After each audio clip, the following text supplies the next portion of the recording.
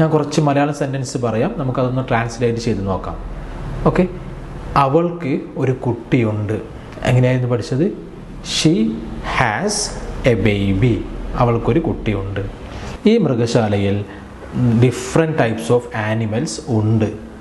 അപ്പോൾ എവിടെയാണ് ഉള്ളത്? സൂവിനാണുള്ളത് അല്ലേ?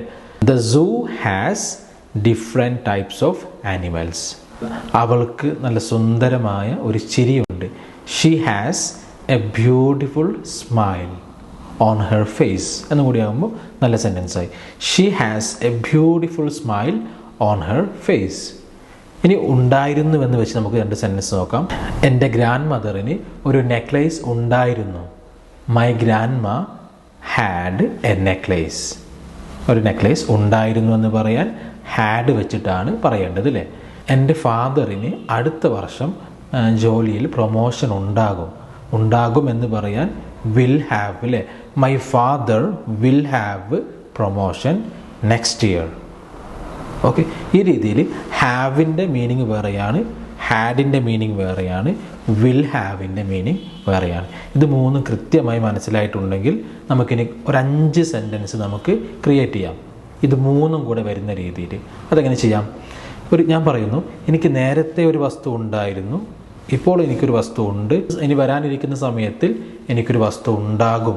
ഇതെങ്ങനെ പറയാം? ഫോർ എക്സാമ്പിൾ, എനിക്ക് കഴിഞ്ഞ വർഷം ഒരു നോക്കിയ ഫോൺ ഉണ്ടായിരുന്നു. I had A Nokia phone last year. ഇപ്പോൾ എനിക്കൊരു സാംസങ് ഫോൺ ഉണ്ട്.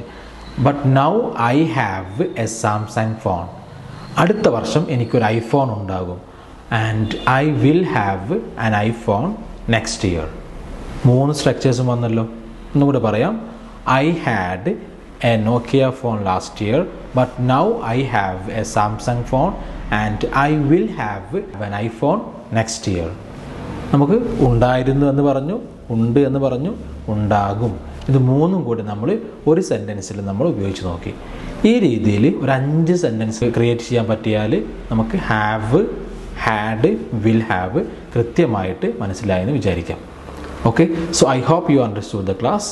നമ്മൾ നന്നായിട്ട് ഇത് പറഞ്ഞുകൂടെ പ്രാക്ടീസ് ചെയ്യണം. Hope you will do that.